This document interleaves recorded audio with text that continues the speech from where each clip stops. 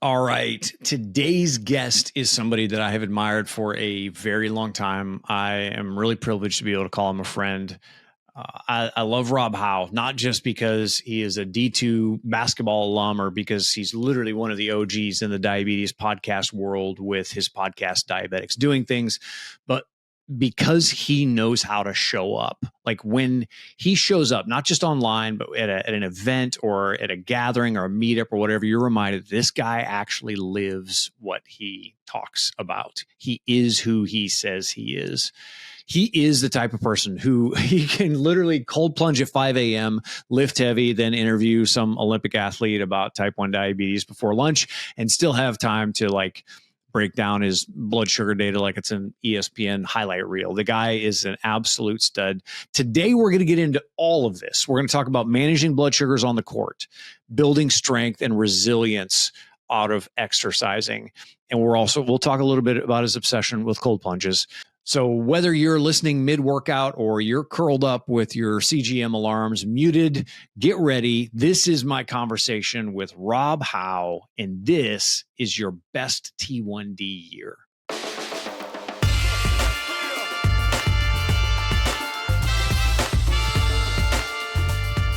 Rob, I feel like you've lived about 5 lives, or maybe 6, maybe 7. I'm going to list off some things, okay? D1 athlete, podcaster, entrepreneur, husband. Had to make sure I know who's the most important person listening to this podcast. Husband, T1D content creator, cold plunge evangelist. Like there are so many that are in here, but if somebody handed you a microphone and said you can only talk about one of those for an hour, what would it be? Cold plunging, I think I would have to do just for the content. I knew you were going to. Yeah, I don't know. That's sort of a joke, but I think it plays into the athlete piece of it. That's where I discovered it. If I wasn't an athlete and I hadn't, there was only one thing, D2 athlete. I got to correct like our school Division 2. Okay. But, all right. We did beat a couple D1s, so it's okay. But I can't. I'll get killed if I claim that. So I can't claim that's that. right. That's okay. We'll edit that out. If I wasn't all those things, it wouldn't have led me to the most important one, which is my relationship with my wife. So I think you nailed it. I think about that a lot. Like I've done a lot of things. Doing things is a part of what we're going to talk about here today for sure.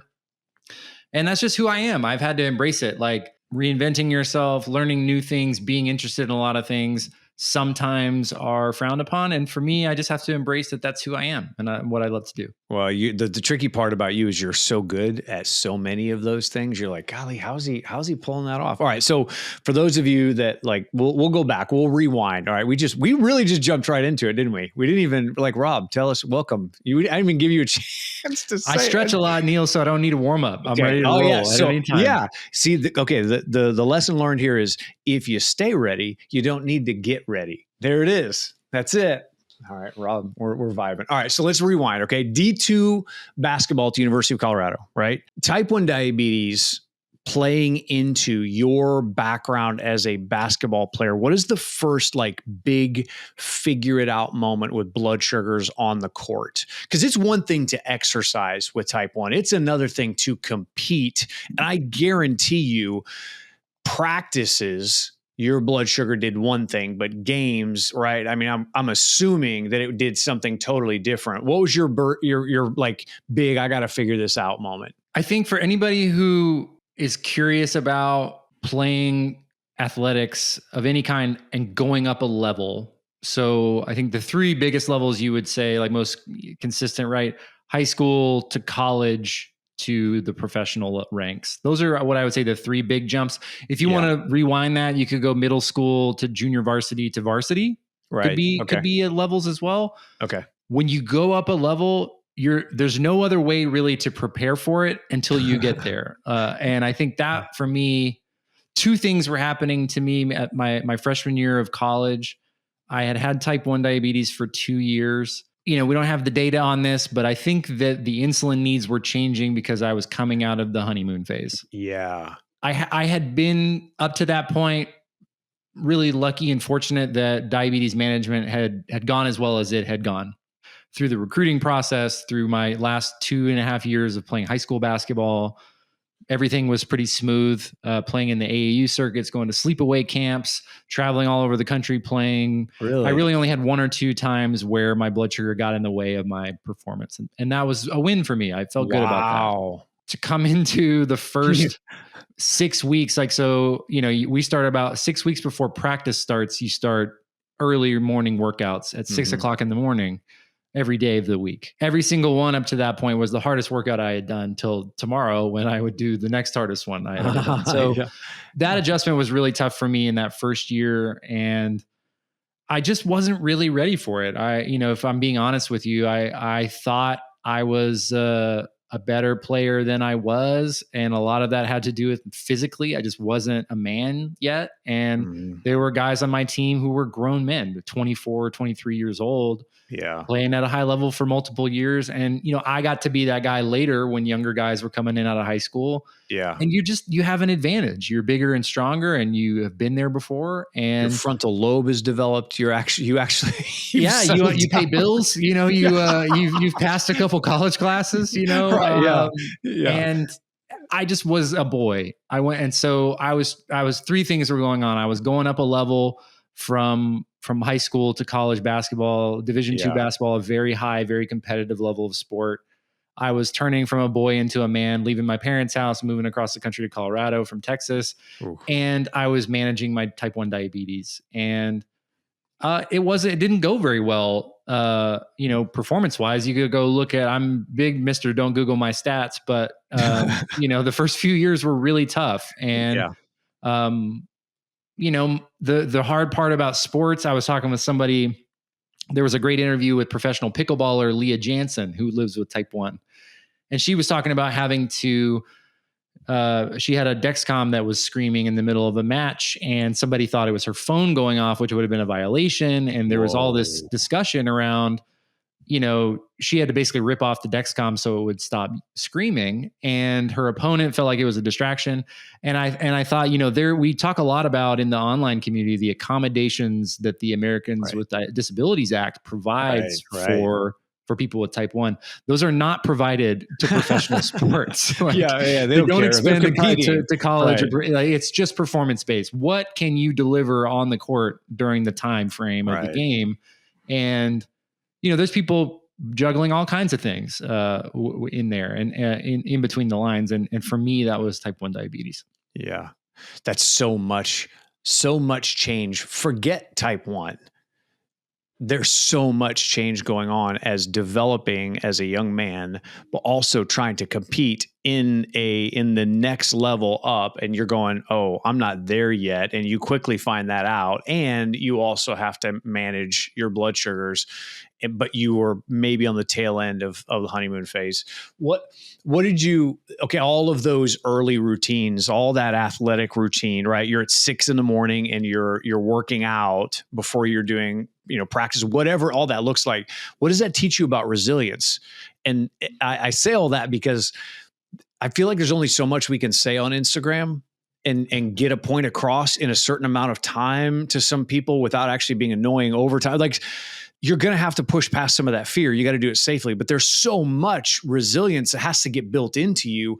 What did that teach you through that process?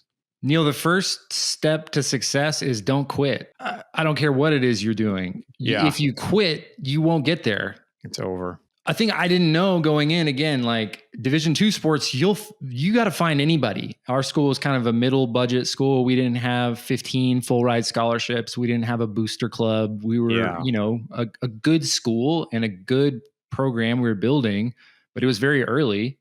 So we had to get guys coming in from like local kids coming in for tryouts, guys that were really good in high school 4 or 5 years ago and had been bouncing around or working and trying to like see if we could find guys. And so what I didn't realize is that we'd start the season off with like 22 dudes. And by the time the first game hit, we'd have 13.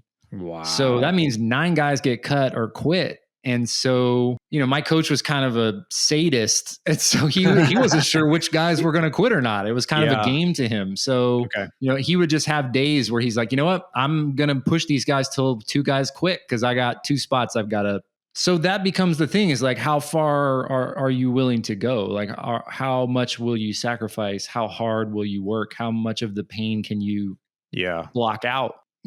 Or how many diabetes obstacles in the midst of that can you No also kidding. overcome? And, No hey, we're in a kidding. situation where it's either him or it's you. Yep. So I'm not going to pull myself out because I don't feel great because my blood sugar is high. Right. Yep. Yep. So I think that was the thing. The resilience comes from friction, and it comes from uncomfortable situations where you got to make the decision. Like, it's either going to be him or it's me, and it's not going Mhm. to be me. Yeah. Okay. So there's some mental fortitude that goes into it. Friction isn't bad though. Like tension isn't bad. That's the only place that you grow. Rob, I feel like you and I could talk about this forever. There's a mindset that you almost have to take on. Listen, I've already got an uphill battle, but like this thing that is happening with type 1 that is trying to get in my way of that other thing, that I'm not going to let that stop me. It could be 100 other things, but I don't want to let this one stop me. Now it might slow me down a little bit. What I tell people all the time is like, you're running a lot, you're doing all this sort of stuff. I'm like, yes, I'm not fast, but I promise you I will outlast you because I'm not going to stop. Neil, there's this famous poem called The Tortoise and the Hare. Yeah. And you hear it from the time you're a little kid, or I did anyway. Yeah. And I feel like if you grew up at a certain time, I don't know if they tell it anymore, but slow and steady wins the race. And it doesn't, it's what do they say is like, it's wasted on the youth. Yeah. Inspiration's wasted on the youth, on Mhm. the young, like, because you have all this potential. You want to go fast. Right. People ask me, Rob, like, what do you wish you heard when you were younger, blah, blah, blah. And it's like, man, I probably heard everything I needed, but I wasn't ready to hear it Oh, right. because I knew everything and I was too Mhm. cool to take anyone's Yeah. advice. Yeah. So, Too good. Uh, so I think that's the thing, is like, you're right. You're not a sprinter, but no. what are you optimizing for? You're optimizing Right. to finish the race. Mhm. You're optimizing to Yep. create awareness about what's possible with diabetes. Yep. And so you make sacrifices on the time front because of that. Right. But you'll go longer over time than if you pushed yourself too hard and Yep. tweaked a foot or a hamstring or Yeah. a knee or something. And so I think that comes, a question I ask myself a lot in my life now is, what am I optimizing for? At that time, I wasn't asking myself that question, but what I was optimizing for was, how can I get on the floor to play the best basketball that I can, Mm. so that I can have a career, and that I could, I derived a lot of self-worth out of that. It was a lot of identity out of that. And that was what I was optimizing for. So everything else, school, relationships, diabetes management, all came second to that. Yeah. I posted something randomly. I don't ever do it uncut. Just I ranted the other day because my blood sugar is dropping while I'm running.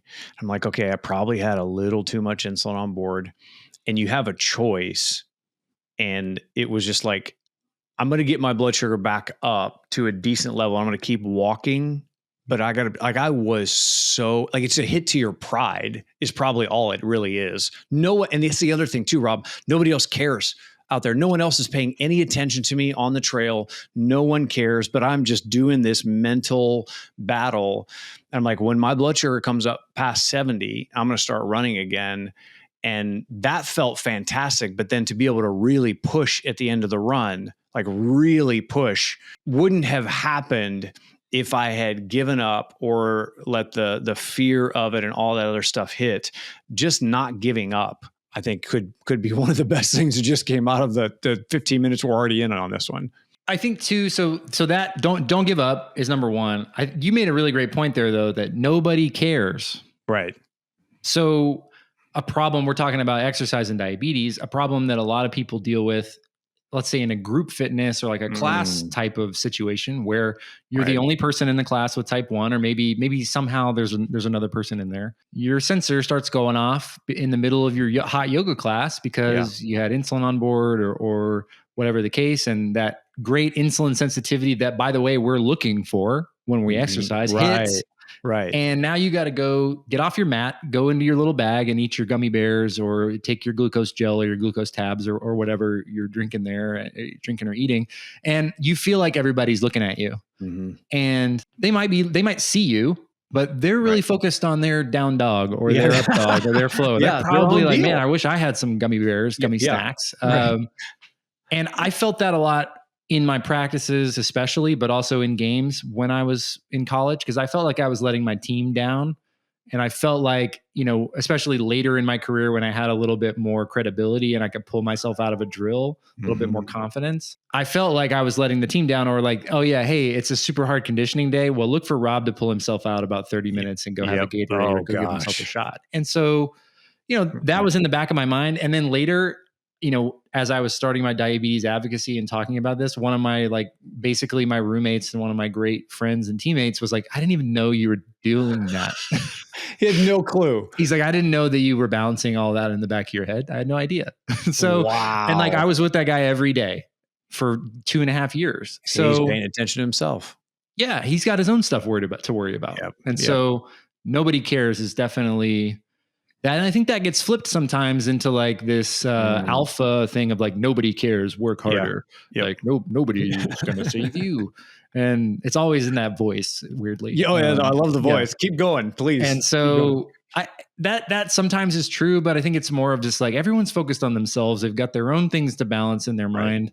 And if it's rule number 1, obey all rules. Rule number 2, see the first rule. This is rule number 1, don't give up. Rule number 2, nobody cares. And then just keep going back. Yeah. Yep. So since nobody cares, don't give up. And since you didn't give up, nobody cares. Keep going. That's good. I want to jump outside of this thought for a second, because this is actually sort of a weird moment. It's very surreal. One of the very first podcasts I was ever on was yours. So you host Diabetic Doing Things podcast. It started in January of 2016. Do you remember the very first person on that first episode and what made you hit record on that day? I do. Luke Byrne was the first. He's an Irish boxer. And I started my career at USA Boxing. I was the marketing and events manager. And at that time, that just basically meant I was a social media manager. And it was at the kind of the first wave of brands on social media. This is 2011, 2012 timeframe. All right. And my Instagram handle, or my Twitter handle rather, is Flyabetes. No, it's not. With 2 Y's, because it I have 2 Y's. So, oh gosh, what year is this? It still is that to this day, but please don't change that. Say it's 2011 or 12. And so I'm tweeting in the boxing world with my fellow athletes. And so we became mutuals like you do online. And I think I got a retweet or something, and this kid from Ireland saw my handle and also had type 1 diabetes, so he connected with me. No way. He's a type 1 boxer at the time in Ireland, trying to make his youth national team. Yeah. So we become mutuals. 5.5 years later, when I'm looking at my first list of guests, he was on that list. There you go. Because I knew him. I knew where to start. So if you look at those first 10 guests or so, 5 of them were just the first people that I knew. That you knew. Wow. So what's crazy is, I don't know if you remember so you and I had met quite a few times at maybe some events and things like that. But do you remember the very first time that you and I ever messaged each other? I don't expect you to. There's no way. I had to go back. You looked this up. You're prepared for this. 100%. 100%. So this is January 2017. You messaged me through Instagram and you said, hey, really curious if you'd like to be on the podcast you're planning out your 2017 list. And I responded, I said, yeah. You said, what's a good email address to send it to you? At the time, I was really connected with Beyond Type 1. So I had a Beyond Type 1 email address. And you emailed me, and I don't think I've ever formally apologized to you, but I didn't answer you for 3 months because it went to my spam. I never saw it. You and we almost had a swing and a miss there right out of the gate. It never would have lined up if we hadn't. I could not believe that. I went back and looked. I was like, whoa, that was close. Almost messed. It was perfect because like 3 months later, I had like started to get a little bit of traction. So you got like more people got to hear Okay. All your right. interview. So That's good. it all works out. That's good. You were doing the Bike Beyond documentary at that was before, a little bit before, but maybe you were That preparing was, for yeah. that. So that would have been right after Type 1 Day One, that first short film. Yeah. And so the end of 2018 was the documentary. You're right. Yeah. Yeah. That's Good times. crazy. 2018 or 2019? I don't even remember now. I think 18 for sure. Okay. That's wild. Okay, let's talk about training. Let's talk about cold plunges. Let's talk about how you keep track of everything, because it's coming. All right. So a lot of people are trying to find their way. Like, there's so many people that said, "Yes, I'll try exercising finally this month," and are trying to find their way through it. In a real practical way. What does your current training look like? What do you? Because again, I feel like you stay ready, but I mean, what does a typical week look like for you? Yeah. Well, I'll preface this by saying I am a disciple of the 80-20 principle, Okay. The Yeah. Pareto analysis, wherein 80% of something comes from 20% of it. So in my fitness regimen, what am I optimizing for? I'm optimizing for the 20% of time investment exercise wise, which will give me 80% of the result that I want, which is currently to be a still competitive basketball player. Okay. I have 2 businesses to run. I have a wife who likes me around. Yeah. I have, That's good. I try to have a social life. I try to, be a normal person. So there's not much time.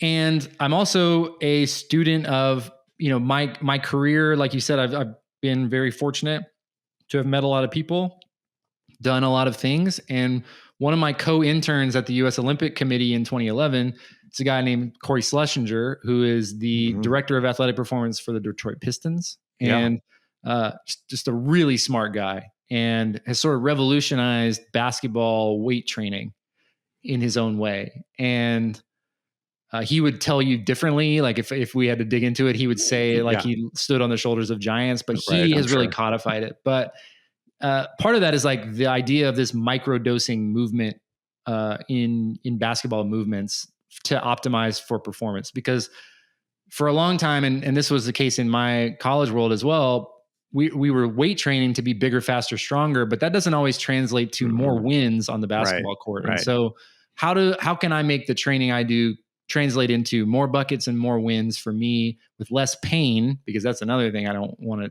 to deal Yeah. with Yeah. on the basketball court. So I typically play basketball Saturday, Sunday, Monday. Saturday is my open run, is my sacred time to go out with to go to my private run with my friends and play. Sunday I have a league. Monday I have a league, Okay. and then that's all. So in those days, Saturday, Sunday, Monday, I'll probably get another 15 minutes of strength training or mobility work, like in the weight room. Think like knees over toes guy, a lot of Okay. unilateral movements, some cold plunging, some upper body work, some accessory work to get blood to my joints and allow me to be able to move freely and athletically on the basketball court. Okay. Tuesday's a rest day. Wednesday, I get back in the weight room and I'm going to do a mix of pretty much everything comes back to single leg, like unilateral strength for me. Because I've played so much basketball and damaged my body from basketball. I've had 2 ankle surgeries. My hips are a little bit out of whack, so I have to do everything single leg to avoid cramping my body. So that's a mix of lunges, Bulgarian split squats, step ups, Poliquin step downs. You just said a lot of words I didn't understand. I know. I got a sled in the like a weighted treadmill in the garage that I walk backwards on. Pull ups, dips, push ups. Okay. A lot of dynamic. You're not getting on a weight bench and I'm just doing bench press. I will, because I'm a meathead. Yeah. So I will, I got to hit my one rep. Yeah, I got to get my reps. Right. Yeah. Yeah. So I will do that, but it's mostly dynamic because I have to be able to move fluidly. That's not the way my body, I'm a big guy. I'm 6'6", 230 pounds. Okay. And I want to be able to move pain-free. And, Yeah. it's funny, Neil, like last week on Sunday night, I had a basketball game. I woke up in the middle of the night to treat a low blood sugar like you do. Right. And I got out of bed and I'm like, I step out of the bed and I kind of a guy fell down and it was in the air and kind of landed, stepped on him in the game and Oh yeah. didn't land. It didn't hurt myself, but I didn't land super smoothly and it kind of tweaked my foot.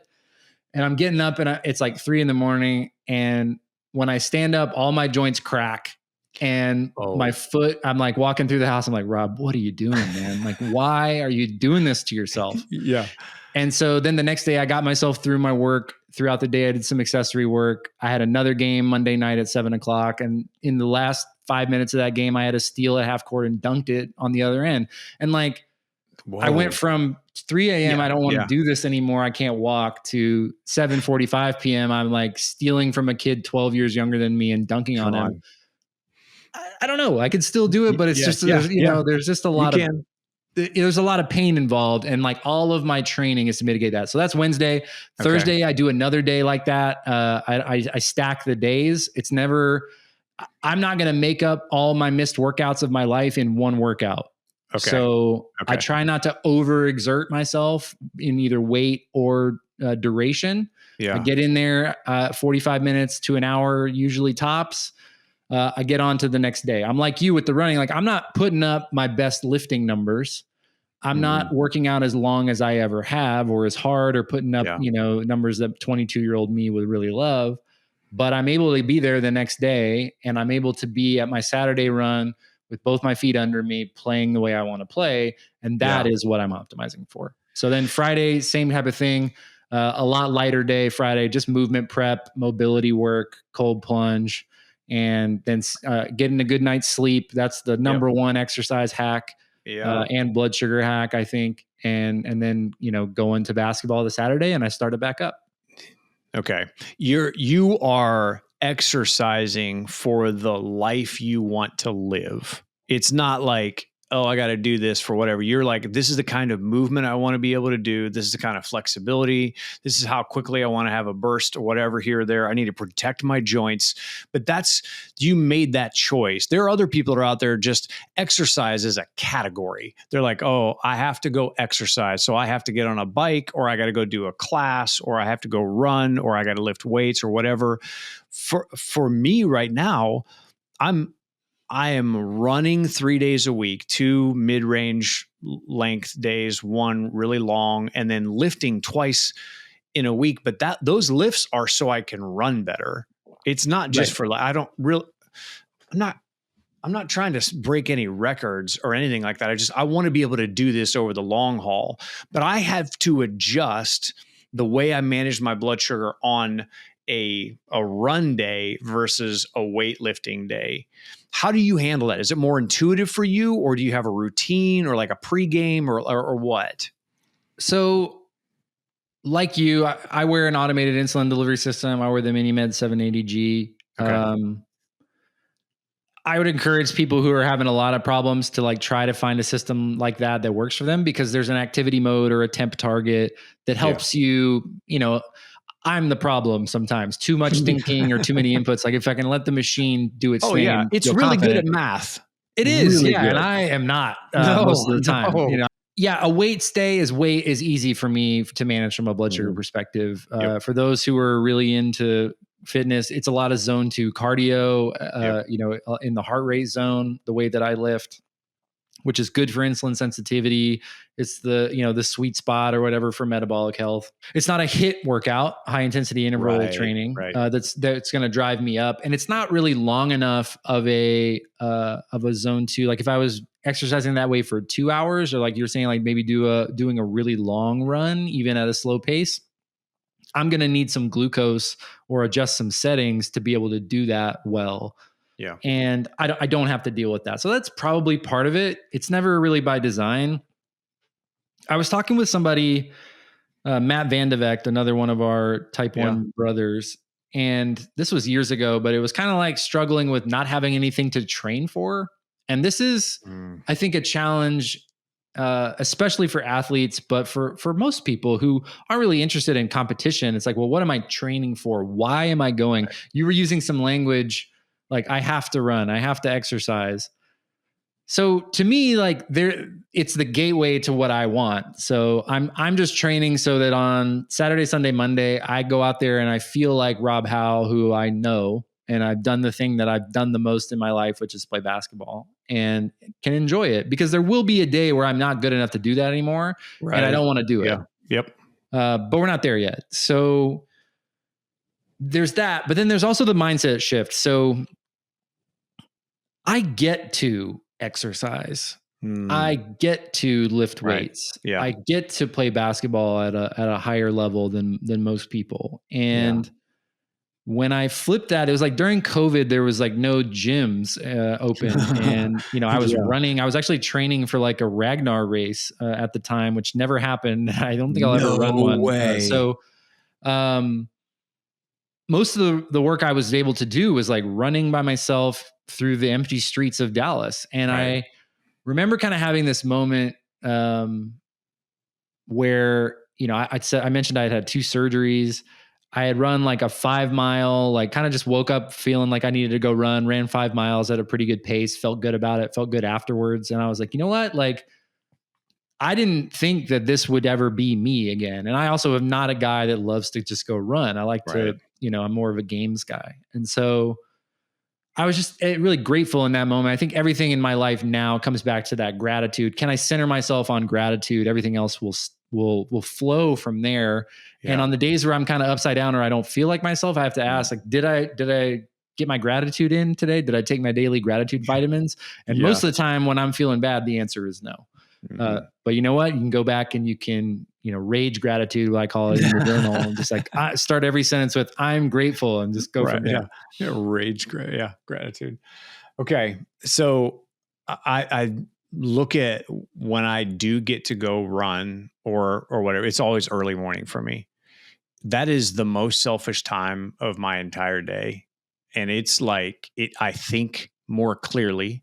I get more ideas. I work out more things in my mind than I do the rest of the day. And I kind of covet that time. It's really quiet out. I'm out on some trail running forever. There's nobody else out there. There's nature or whatever. And it's like, it feels, I say it's selfish of me because I am so protective of that. But if I don't have that, it's like the rest of the day just doesn't go well for me. Selfish don't know. though is not a negative. It has negative connotation, but in that way, right? It's not a selfish thing. I think. Yeah. How early are you a super early morning guy? There are a couple times I'll get up at 4, but most of the time I'm running by 5. Yeah, I would characterize you as a super early morning guy. Well, okay. I'm jealous. I'm just not that guy yet. It's too hot, Rob. Hopefully, hot. Yeah, it was, and it's too busy. And like that stillness, like on the very few days a year where I'm up at that time, and I'm in a mindset where I feel like doing some stuff, kind of putter around and start to figure things out. And I see the appeal. I haven't optimized my life for that type of effort yet. I think when I'm fortunate enough to have a family, I think that will be more important to me then. Yeah, you're just blocking that time off for you. Yeah, my dad was that way. I never quite understood how he was able to do it, but he did it. And I think that's exactly what you're talking about, is he knew that if he didn't have that time, he would regret it, or it wouldn't set the rest of his day up for what he needed to do. Yeah. You know that feeling when you're trying to do everything right with type 1 diabetes, but it still literally feels like a full-time job with no instruction manual? That is exactly why Blue Circle Health exists. They give you an entire team, endocrinologists, coaches, educators, and they're all trained specifically in type 1 diabetes, and it's 100% free. There are no copays, no insurance games. It's just actual help from people who understand how hard this can be. And it shouldn't be this hard to stay alive. You can head to bluecirclehealth.org and see what is possible. You can sign up for free today. You don't have to figure this out alone. I want to thank Blue Circle Health for sponsoring this podcast. And now back to the show. So if somebody wants to start at, let's say exercising, I was going to say strength training and cardio. That was two separate sentences. But let's just say they want to start exercising. They have type 1. What are like your 3 habits? What are some game-changing habits that you would encourage somebody to do if they want to exercise? Before I get into the 3, and I'm gonna work those out in my mind while I ramble here, as a podcaster does. It's worth it to do. You talked about the way it makes you feel. There's all the memes of like the moving big stone makes my head feel good and my heart feel good. And, the brain is part of the body, moving the body, the breath moves the body, all of those ancient wisdom. Everybody exercised for as long as, as long as time has gone on, being outside, getting out of the air conditioning, into a gym or nature, especially, even if it's as simple as a walk, is so worth it. And I encourage you to do it. And what's the worst that could happen? You get stronger. Like you get to run a little bit further. You feel better. All of those things are the pros. So the 3 things I would say: number 1, do something you enjoy. You don't have to, if you don't like it, don't do it. Do something else. There's plenty of options. So, hey, I love to walk. Great. You're a walker. Hey, I want to move some weight. I want to go to yoga. I want to do jazzercise. Whatever it is, like do your thing. Do your thing. And I haven't heard that word in so long. But like if it lights you up, go do it. Number 2, stack the days. The thing I tell myself when I'm playing golf is one swing is not going to make up for all the problems on my scorecard. And that's when I start playing bad, is when I try to make up for every stroke with one swing. So just show up, Atomic Habits, James Clear, whatever, lay your shoes out, put your shorts out, get your gym bag in your car so that you have it with you. Eliminate the excuses, stack the days. You'll be so surprised at how far you can go. Just like you're talking about with your running, you're getting so many more miles in by running at the pace that you need to run. And I think that's a just great way to approach your life, and especially exercise. And I think number 3 is celebrate the small wins. You made it to exercise 3 days this week. Awesome. 60% of the US population isn't eligible to serve in the military because they're so out of shape. Right. So congrats, you made it 3 days in a row. That's perfect. Do it again. Hey, can we get another day in? Can we do some breath work before we go to work? Are we drinking a little bit of extra water today because we're being nice to ourselves? Right. Making one little extra decision like that can change the trajectory of your life. Like, it's a force multiplier. Exercise and a practice of exercise is a force multiplier on your life. It'll improve your relationships. It'll improve your work-life balance. It'll improve your sleep. It'll improve your diabetes management. And all it takes is you not quitting. Yeah. Don't quit. Nobody cares. Don't quit. Nobody cares. Jazzercise. Nobody cares. All right. So I don't know how many podcasts you've done. You've interviewed people have interviewed you. What is one question that you wish somebody had asked you on a podcast, but never has? Neil, I don't know. I don't know. May have gone too deep, Rob. I don't know. Maybe I don't talk enough about failure or how hard things are. Somebody commented on a YouTube video of mine a couple years ago that was like, he makes it look so easy. And I made this video talking about, if I've ever made diabetes look easy, I'm sorry, because it's not. Yeah, I'm really good at it, but I don't take that for granted anymore. And I also make mistakes all the time, Neil. Yeah. Small mistakes, big mistakes. I'm not great at hiring people because I love people. I'm like, yeah, you're here. I like you. Let's work. We'll make this work. Yeah. I believe that everyone's, like, the best opportunity is still possible. The best outcome is still possible, no matter where we are, which makes me awesome to work with. It makes me a good leader, but it also makes me a bad manager because, if someone shows you who they are, I have to believe them, even if it's uncomfortable for me. Wow. I've made a lot of mistakes. I'm not as good at some things as I wish I was. I was just doing these video podcasts. We did like 12 video podcasts, and I'm looking at the video like, Rob, like, this isn't that good, What dude. is this, Rob? What have you I'm done? like, like, you came kind of prepared. You had the time, you had the gear, you had the right approach. The execution's just a little bit Something's off. wonky.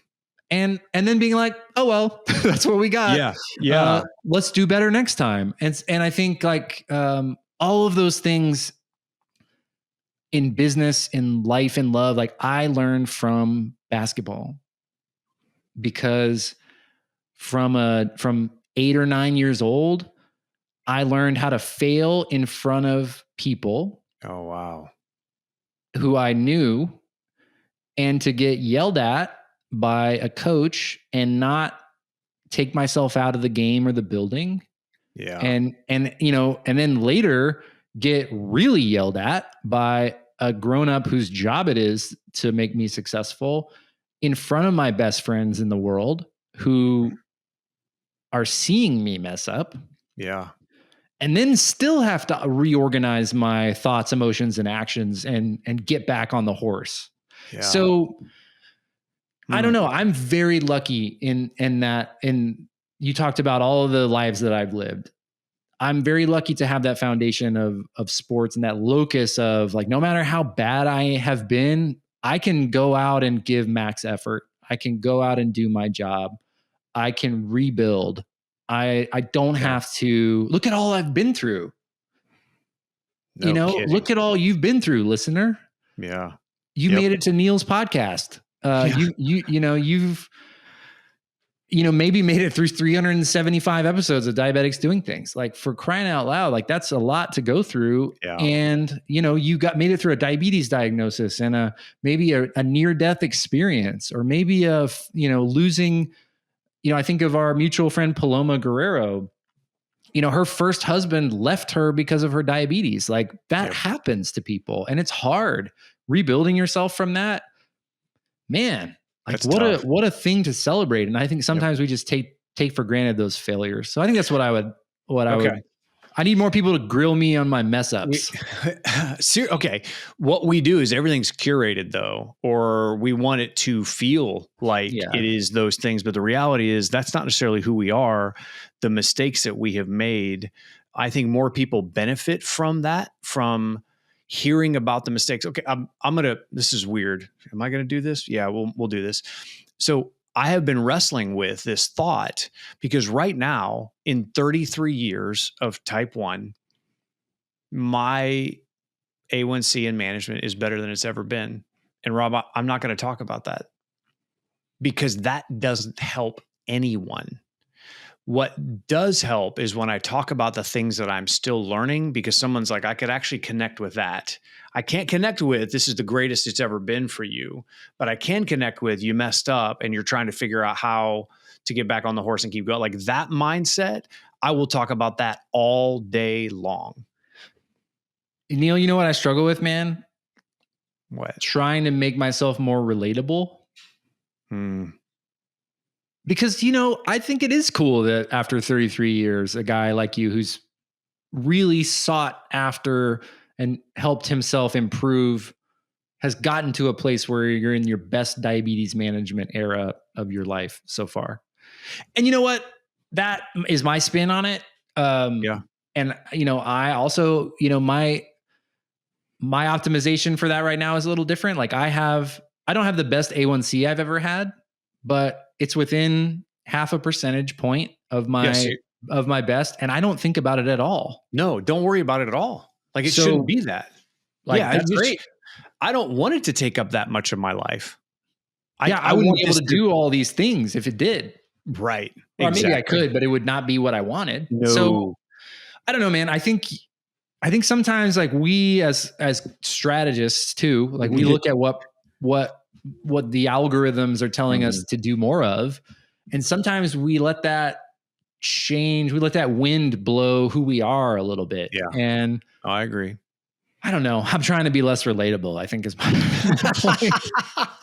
If I can just be myself, if I can be myself when, I think of Rudyard Kipling's If, Mm, and that poem has been a part of my life for many years. If you can trust yourself when all men doubt you, if you can keep your head when all around you are losing theirs, if you can bet everything on one chance or on one roll of pitch and toss and lose and rebuild it all, then the world is yours and everything in it. And what's more, you'll be a man, my son. And I think about that all the time. wow. All right. I'm no Kipling though, that's what's also like, I'm chasing that. Like, these are the guys, Yeah. I try to think like we make so much content. You are a prolific creator, my friend. You have made so many things that have connected so many people from all over the world, myself included. And Thank you. Probably have made, you Nice. definitely made more videos than William Shakespeare. So like when you look at it that way, like you're when you say it like that, man, yeah. But people are still lining up 500 years later to look at Michelangelo's David. Right. And we're still, the A-list Hollywood actors are, vying to be able to play Macbeth again. Yeah. Yeah. So like, how can we make something that's so, oh gosh, powerful? I don't know. I just think like, if William Shakespeare had to make 12 TikToks a day, he probably would have hung himself. He wouldn't have. I guarantee. The bard on the talk? I don't know. Let's do true or false. Okay. We're going to go through a few here. You just tell me true or false. What I'm trying to do is we're going to build up a little bit here to our lightning round, which is our fastest 5 minutes ever, but we'll get you there. We'll prime the pump with true or false. Okay. True or false. You once said that mindset is 90% of managing type 1 diabetes. True. I think that is a fantastic statement. True or false? Your best ideas come during workouts, not during work meetings. True. True. All right. True or false? You have exercised to bring down a high blood sugar instead of correcting it with insulin. True. Yeah. True on a plane. On a plane, I've done that. No way. Just walking? Just like doing like squats and lunges and dude, you're not a small person. 6'6", lunging on the plane. They don't like it. They don't like when I do it. No, that makes everybody antsy. Mm-hmm. This guy's lunging toward what? Toward a lower blood sugar. That's what he's doing. Okay. True or false? Meal timing is just as important as workout timing for type 1 diabetes management. True. IOB, baby. Yeah, it's where it's at. True or false? You have skipped a workout because your blood sugar wouldn't cooperate. True. Yeah. Okay. True or false? Sleep and recovery has just as big of an impact on our blood sugar as exercise. Double true. Yeah, I figured we would end on that one. I was like, yeah, this guy knows it. Okay. All right. So here's what we're going to do. This is the fastest 5 minutes of your life. I'm going to get my phone and we're going to set a 5-minute timer. You have to beat everyone else who is going to do this 5 minutes. Okay. So just so you know, Ginger Vieira is the only person that's gone before you. So right now you just have to beat her. I got to beat Ginger. Okay. You're going to beat Ginger. Sorry, Ginger. And I'm going to ask you as many questions as we can in 5 minutes. You can't just give one word answers, right? You got to expound on this. Okay. So how many questions do you have just in case? We're at about 20. Okay. All right. So let's do it. I'm ready. Okay. All right. Okay. So pumps or shots, what is your current setup of gear and CGM? MiniMed 780G system, Guardian 4 sensor, and I've been doing that for just over 2 years. Okay. Have you always done, as far as pump goes, have you always done a MiniMed? I've always done MiniMed pumps, but I also have done multiple daily injections for probably about 4 or 5 total years of my diabetes. I followed the experiment. I remember that. Okay. The worst mid-workout snack or supplement you've ever tried? Worst tasting? Yes. Oh, Doritos dipped in peanut butter. No. For what reason? Needed protein. Had to make it last. Oh my gosh. Not great. Not great in the middle of a workout. No, it's bad. Okay. What is one movement you still hate doing? Oh, lunges. Walking lunges. Wow. And that was what you had to do on the plane. Lunges. Yeah, I don't like them, but I do them. They are very difficult for me. I can't do my big man body. Okay. Who is the greatest of all time? LeBron James or Michael Jordan? Oh, the greatest of all time is Michael Jordan. Yeah, you guys don't know this, but he has a Jordan jersey on the wall right behind him. In case Tough you're though. I love listening to this. LeBron. But I Mike's love the longevity and all the stuff. Yeah, I get it.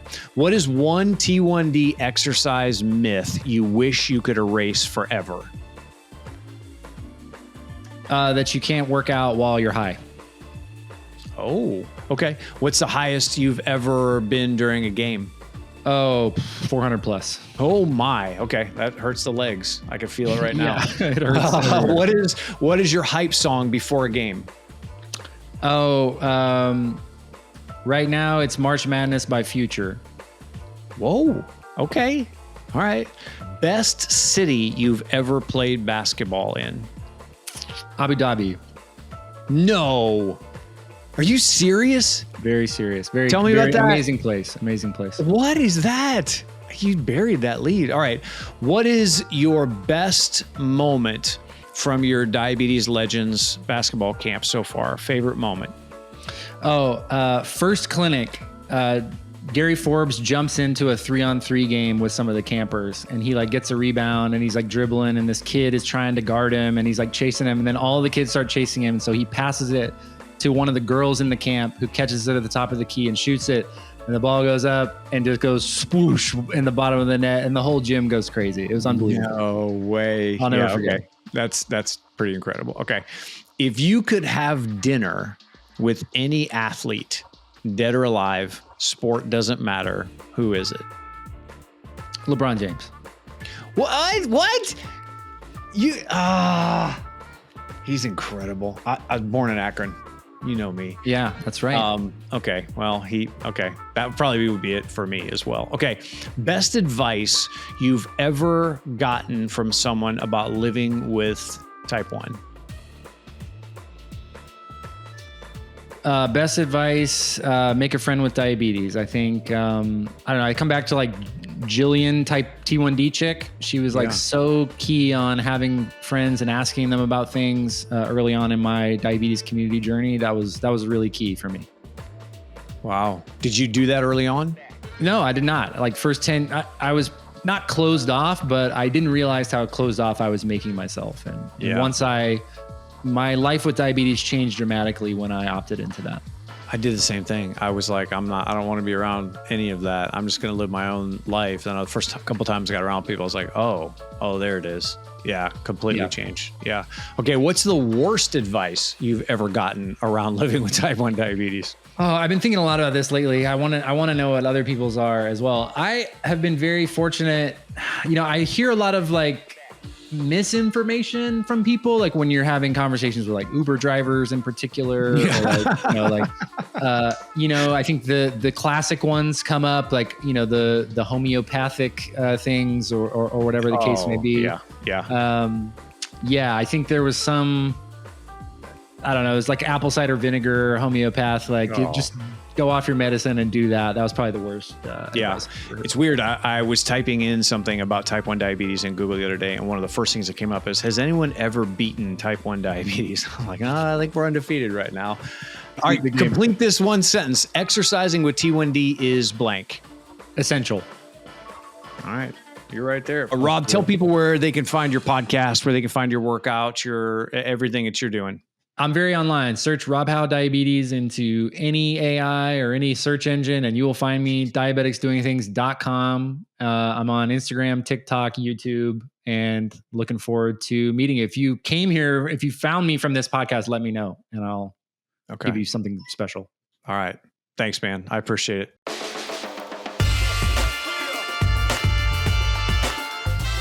All right, that is a wrap on today's episode. Rob, thank you so much for bringing your honesty, your wisdom, a lot of your hard-won type 1 diabetes strategies and mindset. I love that guy. If you enjoyed this conversation, do me a favor. You can follow the show, share it with somebody who's trying to figure out how to exercise with type 1 diabetes. And if you heard something today that made you think, you know what, I think I can do this. I can try this, then it was all worth it. You can find Rob Howe at everything that he just mentioned. You should definitely go listen to the Diabetics Doing Things podcast. New episodes of this podcast drop every Monday, Wednesday, and Friday. Until next time, remember, you are not doing a bad job. You are doing a difficult job. And there's a difference, and you're crushing it. And I'm proud of you.